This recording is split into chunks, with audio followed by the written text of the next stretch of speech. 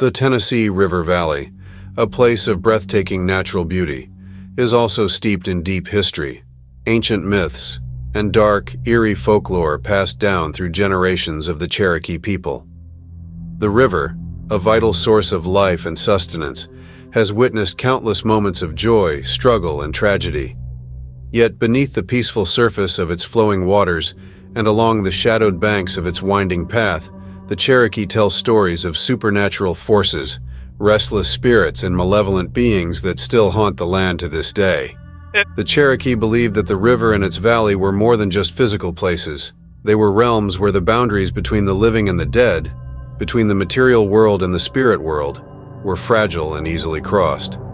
In these stories, drawn from their deepest fears and most sacred beliefs, we journey into a world of curses, vengeful spirits, and places where time itself bends.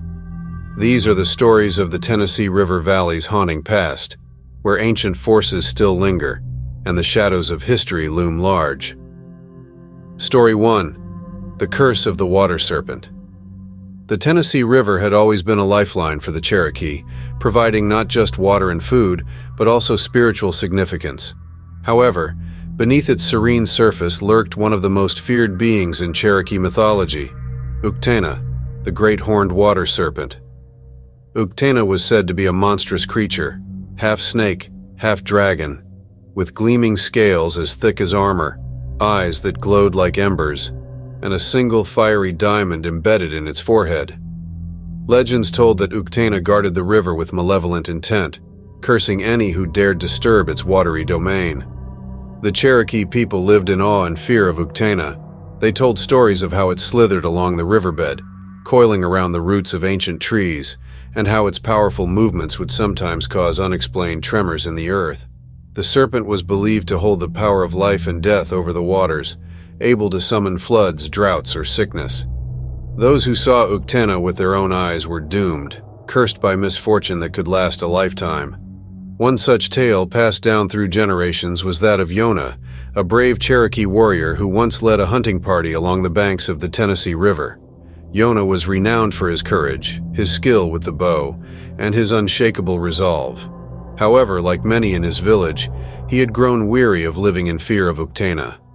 The stories of the serpent's malevolent presence haunted him, as did the whispers of missing villagers who had been last seen near the river. One of those lost was Yonah's younger brother, Sanu, who had disappeared without a trace while gathering reeds near the water's edge. Determined to put an end to the curse, Yonah resolved to hunt and kill Uktena. Elders warned him against this, telling him that no mortal could hope to defeat such a creature. The serpent was not of this world, they said, but born of the spirit realm, and its power was far beyond that of any human. But Yonah would not be dissuaded. He believed that the serpent could bleed like any other beast, and if he could strike it in its heart, or shatter the fiery diamond in its forehead, he could save his people and avenge his brother's death. Armed with a bow and arrows tipped with flint, Yonah and his small band of warriors set out on the river. As they ventured deeper into the valley, the air grew thick and heavy, the sky clouded over, and an eerie stillness fell over the landscape. Even the birds and animals seemed to sense the impending danger and had fled. For days they scouted the river, following its winding course and searching for signs of the creature's presence. Finally, one moonlit night as they camped near a bend in the river, they saw it, Uktena, its massive scaled body rising from the water like an ancient mountain of flesh and bone. Yonah felt his heart race with both terror and exhilaration. The serpent's eyes glowed like molten fire, and the jewel on its forehead cast an unnatural light across the water's surface. Uktena let out a low, guttural hiss that seemed to shake the very earth, its jaws wide enough to swallow a man whole. Yonah knew that the moment had come. He notched an arrow, aimed for the serpent's head, and released. The arrow flew true, striking Uktena near its gleaming forehead. But as the arrow struck, the curse was unleashed. Uktena reared back, letting out a deafening roar that echoed through the valley. The river began to churn violently, the waters rising as if stirred by some unseen force. Yonah's warriors were thrown into chaos, many swept away by the sudden floodwaters. Uktena, enraged and wounded but far from dead, thrashed through the river, its tail smashing trees and rocks in its path. Yonah tried to retreat, but the serpent's curse had already taken hold. As he stumbled back, he saw the shimmering eyes of Uktena fixate on him, and he knew that his fate was sealed. One by one, Yona's men disappeared into the river, dragged under by invisible hands or lost in the surging current. Yona himself was overcome with a sudden sickness, his body weakening as if poisoned by the serpent's very presence. He collapsed on the riverbank, barely able to breathe, as Uktena slipped back beneath the waters, its terrible curse lingering in the air. Yona survived, but he was never the same. His once strong body wasted away, and he was haunted by fevered visions of the serpent, its eyes burning into his soul. The village shunned him, believing he had brought Uktena's curse upon them all. In the years that followed, strange and terrible things befell those who lived near the river. Crops withered, children fell ill, and more villagers disappeared without explanation.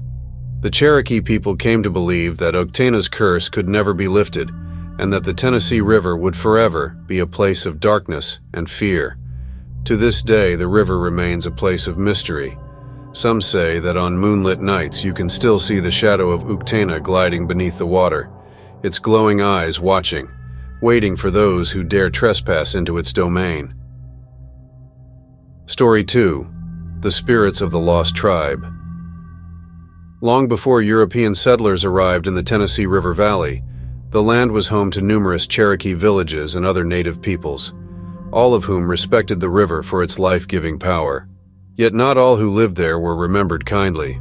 There was one tribe, now long forgotten, whose name was said to have been cursed from memory after a series of devastating events. The Cherokee believed that the spirits of this tribe still lingered, trapped in a restless limbo, haunting the riverbanks and seeking vengeance against those who dared to disturb their sacred lands. The legend begins with a great conflict centuries ago, when the Cherokee shared the land with another native group whose ways were harsh and ruthless. The Forgotten Tribe, as they came to be known, was said to have angered the gods with their bloodlust. Unlike the Cherokee, who sought harmony with nature and the spirits, this tribe made war with all who crossed their path, including neighboring peoples and even the forces of nature itself. Their shamans were said to practice dark rituals, calling upon vengeful spirits to aid them in battle, offering blood sacrifices to strengthen their power. As time went on, the Cherokee and this other tribe found themselves locked in a bitter struggle for control of the fertile lands along the Tennessee River. The conflict reached a peak when the Forgotten Tribe attacked a Cherokee village without warning, burning homes, slaughtering warriors, and taking women and children captive. Enraged, the Cherokee chiefs called upon their warriors to strike back and reclaim their people, leading to a brutal battle that lasted for days. The river, which had once been a source of life, ran red with blood as both sides fought to the death. In the end, the Cherokee were victorious, but the cost was great. The Forgotten Tribe was wiped out entirely, their warriors slain, and their village razed to the ground. However, the Cherokee believed that something far darker had been unleashed. As the bodies of the fallen were cast into the river, the spirits of the Forgotten Tribe did not rest. Instead, they rose from the waters, their vengeful souls bound to the land by the blood spilled in the battle. Soon after the battle, strange and terrifying things began to happen. Cherokee villagers reported seeing shadowy figures along the riverbanks at night, their ghostly forms flickering in and out of sight like smoke. Hunters who ventured too close to the battlefield claimed to hear voices whispering in a language they did not understand, the cries of the dead echoing through the trees.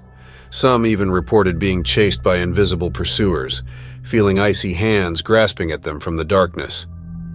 The most chilling reports came from those who lived closest to the river. Entire families would wake in the middle of the night to the sound of war cries, only to find their homes surrounded by mist.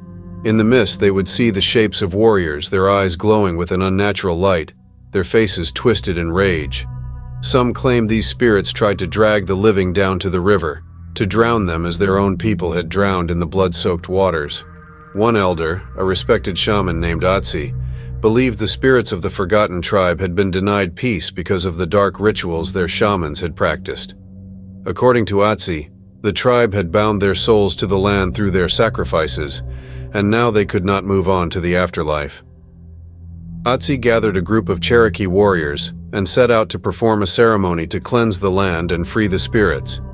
They built a great fire by the river and sang songs of mourning for the dead, offering gifts to the gods to appease the restless spirits.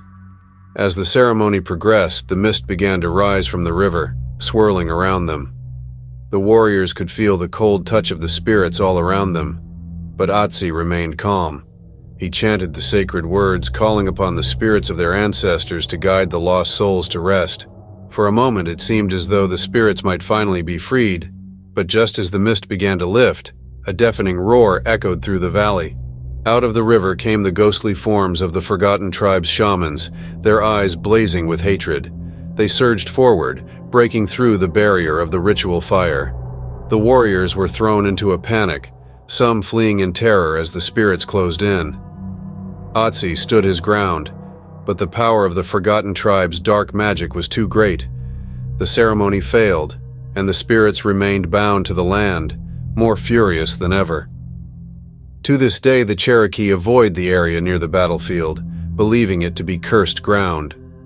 Travelers who camp near the river sometimes report strange noises in the night, footsteps in the underbrush, the faint sound of drums, or the distant wail of a war cry carried on the wind.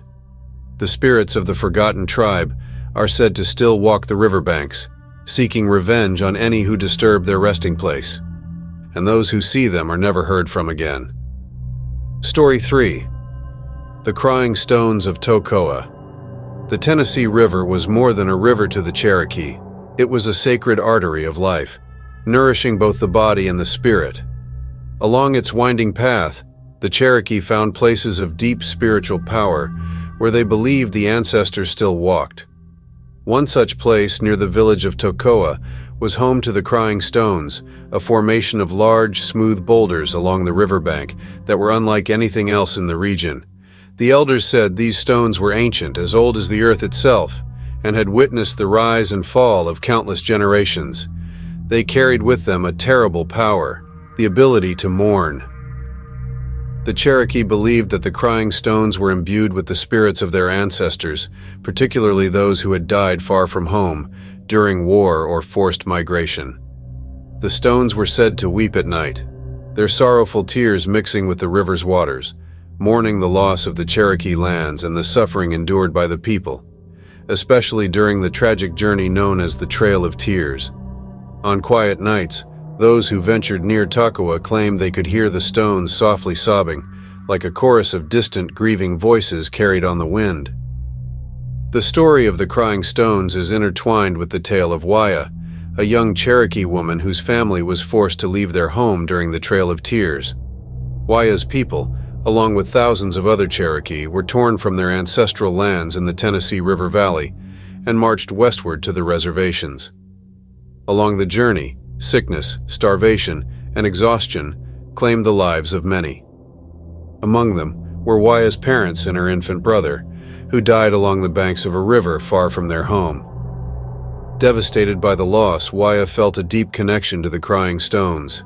She had heard the stories from her grandmother about the spirits of the ancestors residing there, and she believed that if she could return to the stones, she might be able to commune with her lost family.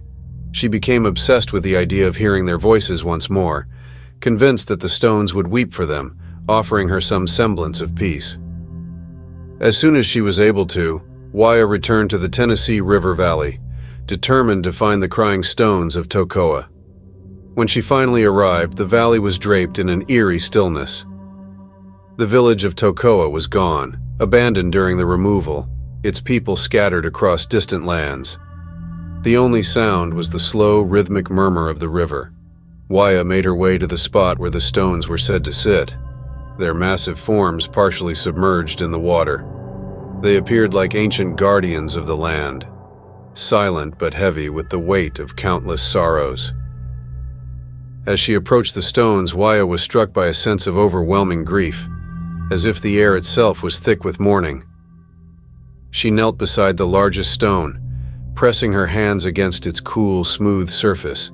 She whispered the names of her family, calling out to their spirits, pleading for a sign that they had found peace in the afterlife. For a long time, there was nothing, only the gentle sound of the river lapping at the stones. But then, as the sun dipped below the horizon and the shadows lengthened, Waya heard it, a faint, haunting sob. At first she thought it was her imagination, but the sound grew louder, clearer, until it filled the air around her. The stone beneath her hands felt as though it was trembling, and a strange chill ran through her body. The sobs seemed to come from all around her, echoing off the river and the nearby trees. They were not human sobs, but something far older, far deeper. It was as if the earth itself was weeping. Waya's heart pounded in her chest, but she did not move. She knew somehow that these were the tears of her ancestors, and that the stones were mourning not just for her family, but for all the Cherokee who had suffered and died. She closed her eyes and listened, tears streaming down her own face as the sobs filled her with a sorrow that was not entirely her own. For hours, Waya sat there, the sobbing stones singing their lament, the river carrying their grief downstream. The longer she stayed, the more intense the feeling of despair became, until it felt as though the very earth beneath her was about to break open under the weight of its sorrow. Waya began to hear voices in the sobs, indistinct whispers that seemed to come from deep within the stones themselves.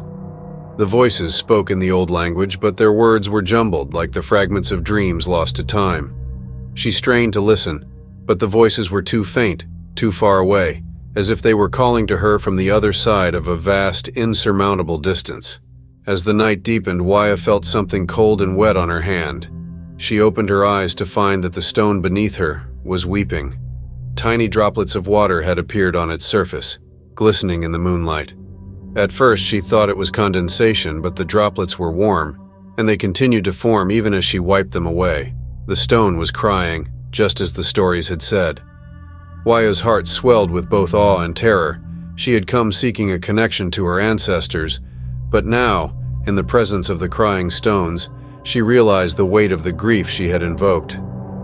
This was not the peaceful communion she had imagined. This was raw, ancient sorrow, a burden too great for any one person to bear. The stones were weeping for centuries of pain and loss, for the displacement of the Cherokee, for the families torn apart, for the lives cut short by war, disease, and forced migration. The sobs grew louder, almost deafening now, and Waya felt as though the ground beneath her was quaking. The river seemed to surge with the force of the stone's sorrow, its waters rising higher and crashing against the rocks. The air was thick with the voices of the dead, their cries mingling with the wail of the wind. Waya clutched the stone, her fingers digging into its surface, but it offered no comfort, only the cold, unyielding weight of centuries of grief. Suddenly the voices shifted. Amidst the cacophony of sorrow, Waya heard a single, distinct voice, a woman's voice, soft and familiar. It was her mother. Waya's breath caught in her throat, and for a moment the world seemed to stop. Her mother's voice called out to her, whispering her name over and over, like a lullaby from long ago. Waya's heart ached with longing, and she called out in return, desperate to hear more. But just as quickly as it had appeared, the voice faded, swallowed by the relentless sobbing of the stones. Waya cried out, begging for it to return, but the voice was gone, lost in the river of sorrow that flowed through the stones.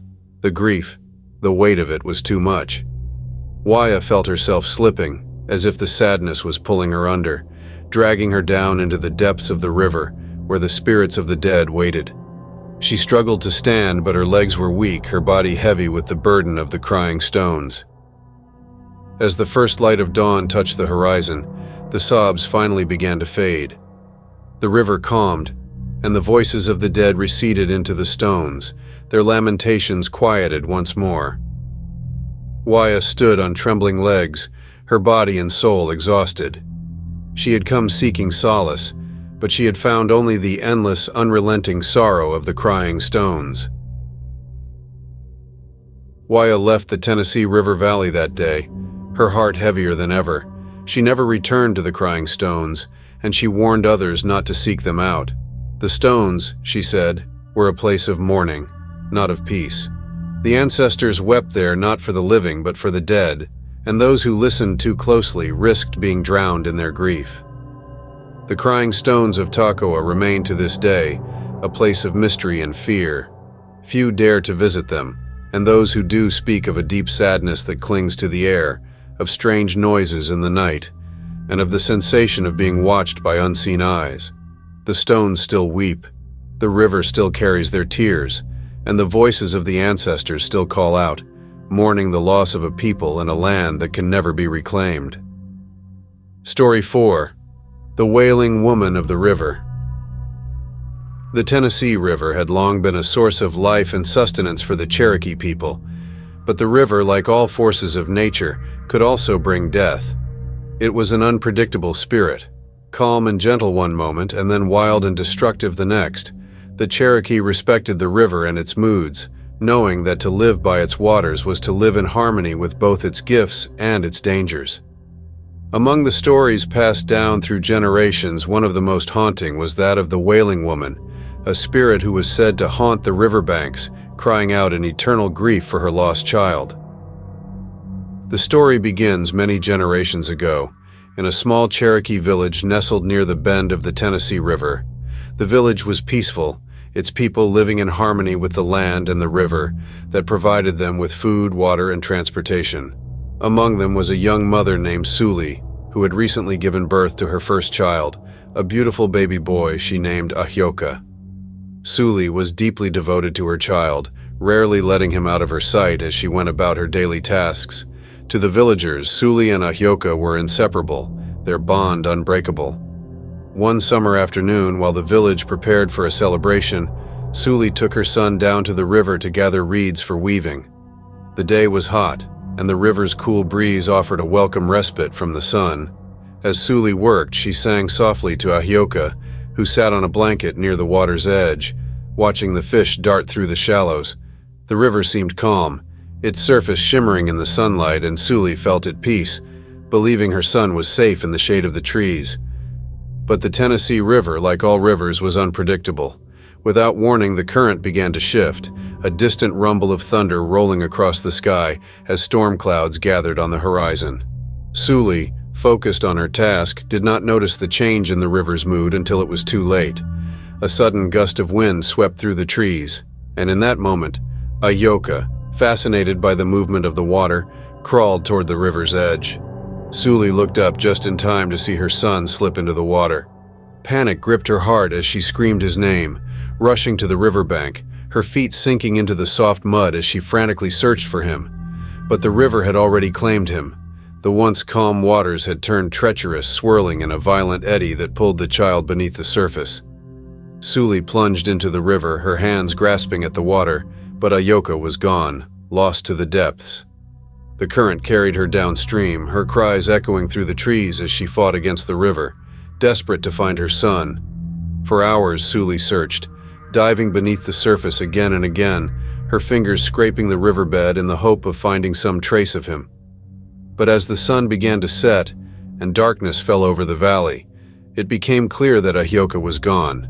The villagers came to help her, dragging the river with nets and poles, but they too found nothing. Ahyoka had vanished, taken by the river's cold, unforgiving depths. Grief-stricken and inconsolable, Suli refused to leave the riverbank. Day and night she wandered along the water's edge, calling out for her son, her voice hoarse from weeping. She no longer ate, no longer slept, her once bright eyes now hollow and sunken from sorrow. The villagers tried to comfort her, but Suli would not listen. She was convinced that Ahyoka was still in the river, waiting for her to find him. She believed that if she cried loud enough, if she wept hard enough, the river might return him to her. As the weeks passed, Suli's grief consumed her.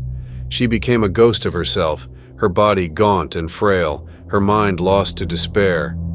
The villagers whispered that she had gone mad, that the river had taken not just her child, but her spirit as well. One night, during a particularly violent storm, Suli disappeared. The villagers searched for her along the river, fearing the worst, but she was nowhere to be found. Some said they had heard her cries in the night, carried on the wind, but no one had seen her since. In the days that followed, strange things began to happen along the river. Fishermen reported hearing a woman's voice wailing in the distance, a mournful cry that echoed across the water, even when no one else was around. At night, those who lived near the river would wake to the sound of sobbing, as if someone were walking along the banks calling out for a lost child. Some claimed to have seen a ghostly figure, pale and gaunt, wandering the water's edge, her long hair trailing behind her like a veil of sorrow. It wasn't long before the villagers realized that Suli had not truly left. Her spirit, they believed, had become bound to the river, cursed to wander its banks for eternity, searching for her lost son. The Cherokee began to call her the Wailing Woman, a tragic figure whose grief was so great that even death could not end it.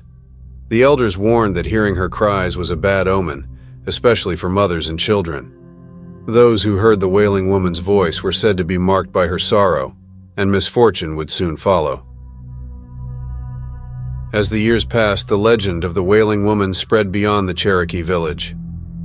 Travelers along the river would tell stories of hearing a woman's wails in the dead of night, a sound so filled with sorrow that it chilled them to the bone.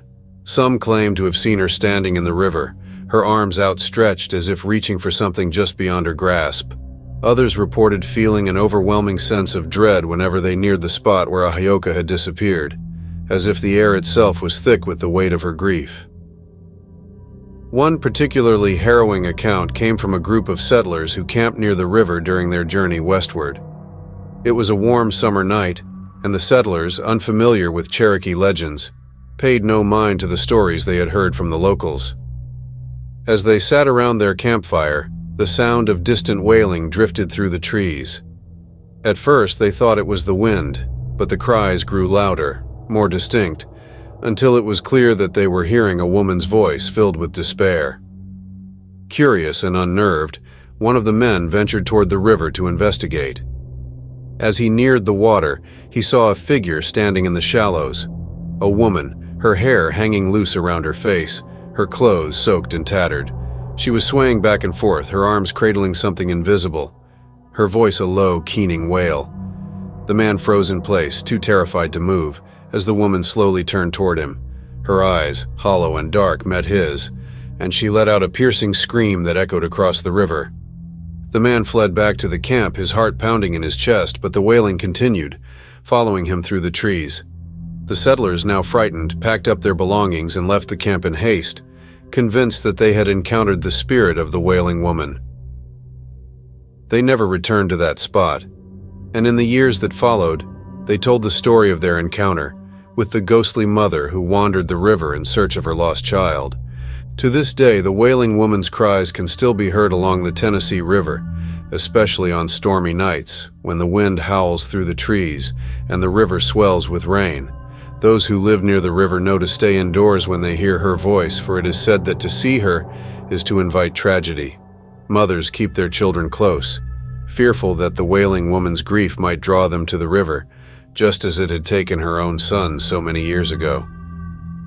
The Cherokee believe that Suli's spirit will never find peace.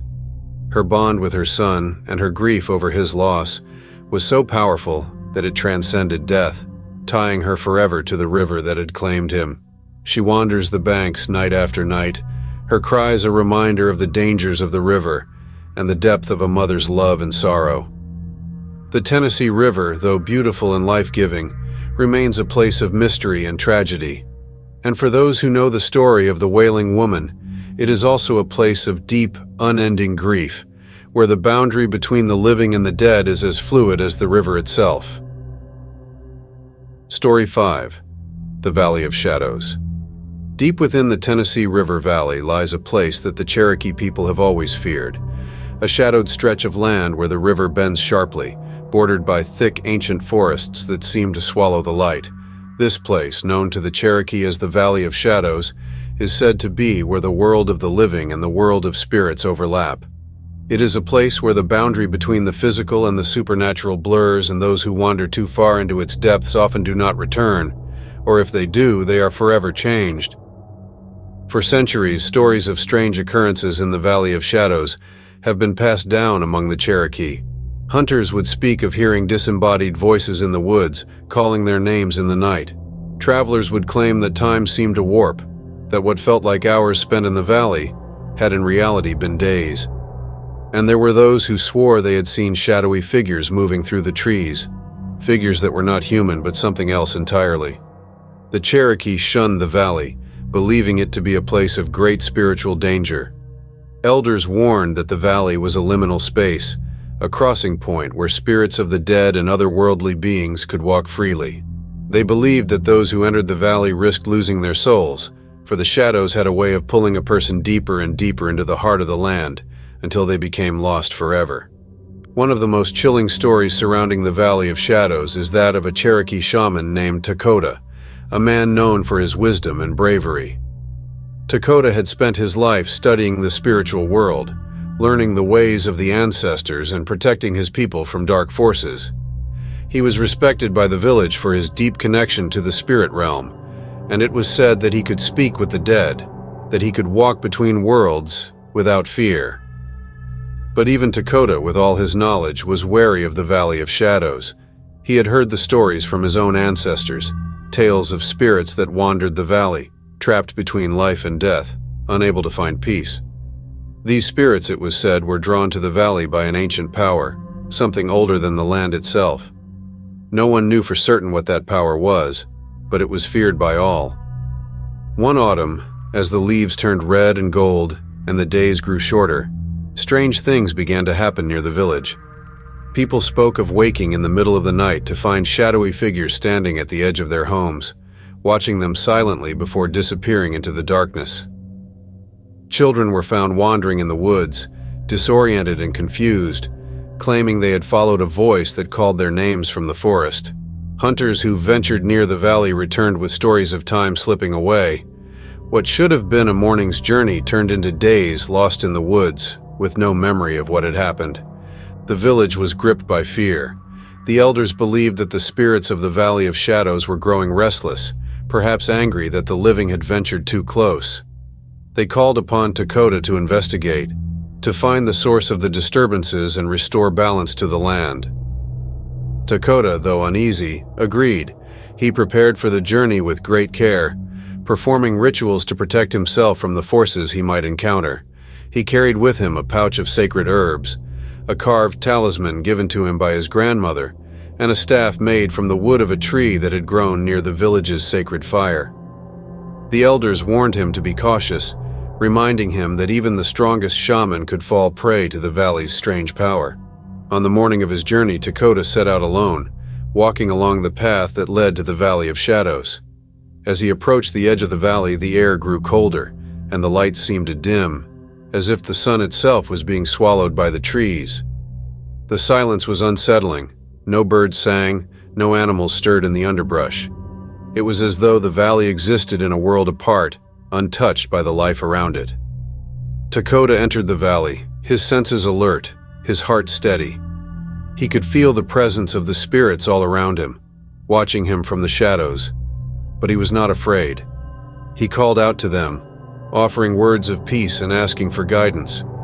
For a time there was no response, only the rustling of leaves in the wind. But then, as he moved deeper into the valley, the shadows seemed to shift. Shapes began to materialize at the edge of his vision. Tall, slender figures with hollow eyes, their faces indistinct, as though they were not fully formed. They moved silently, gliding through the trees, always just out of reach. Dakota knew these were not the spirits of his ancestors. These were something else, something darker. He pressed on, determined to find the source of the disturbance. As he walked, the ground beneath his feet seemed to shift and change, the path winding in ways that made no sense. He realized with growing unease that the valley was playing tricks on him, altering his perception of time and space. The sun, which had been high in the sky when he entered, now hung low on the horizon, casting long, eerie shadows across the land. And then he heard it, a voice soft and distant calling his name. Dakota. He froze. The voice was familiar, but he could not place it. It came again, closer this time. Dakota, come. The shaman's heart pounded in his chest. He knew better than to follow strange voices in a place like this, but something about the tone, the gentle, coaxing quality, drew him in. He turned toward the sound, his eyes scanning the trees for any sign of movement. For a long moment there was nothing, and then he saw her. A woman stood at the edge of the clearing, her form shrouded in mist. She was tall and graceful, her dark hair flowing like water, her face pale and expressionless. She beckoned to him, her hand outstretched, her eyes wide and unblinking. "Dakota, come." He took a step toward her, and then another, his feet moving of their own accord. The valley seemed to darken around him, the trees bending in strange, unnatural ways. He felt as though he was sinking into the earth, the shadows pulling him down, deeper and deeper into the heart of the valley. The woman's voice grew louder, more insistent, her eyes glowing with an otherworldly light. "Dakota, you must come." But in the back of his mind, a warning bell rang. This was not a spirit of the ancestors. This was something far older, far more dangerous. He stopped in his tracks, his breath coming in short gasps. The woman's eyes narrowed, her outstretched hand trembling with barely contained fury. "Come!" she screamed, her voice echoing through the valley. Dakota clutched his talisman, the carved wood warm in his hand, and began to chant softly under his breath.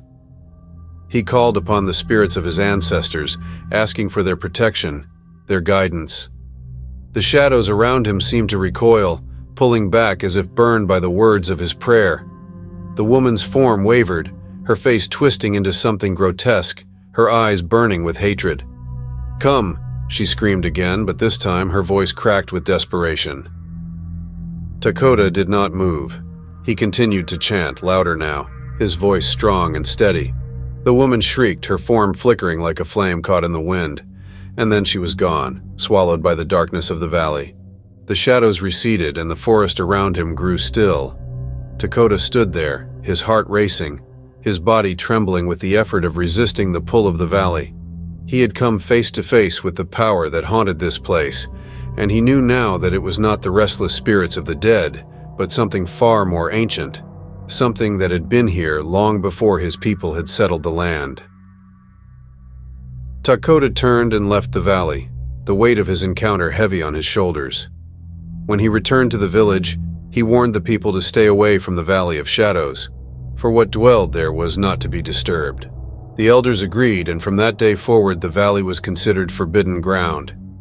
To this day, the Valley of Shadows remains a place of mystery and fear. The Cherokee speak of it in hushed tones, warning travelers to avoid its depths. Those who ignore the warnings often disappear, lost to the strange, twisting paths and the shadowy figures that still walk the land. The valley, they say, is a place where time and reality unravel, where the spirits of the dead and the forces of the unknown hold sway. And in the darkest corners of the valley, the woman still waits, her voice calling out to those who wander too close, her eyes gleaming with the hunger of the ancient shadows that lurk within her.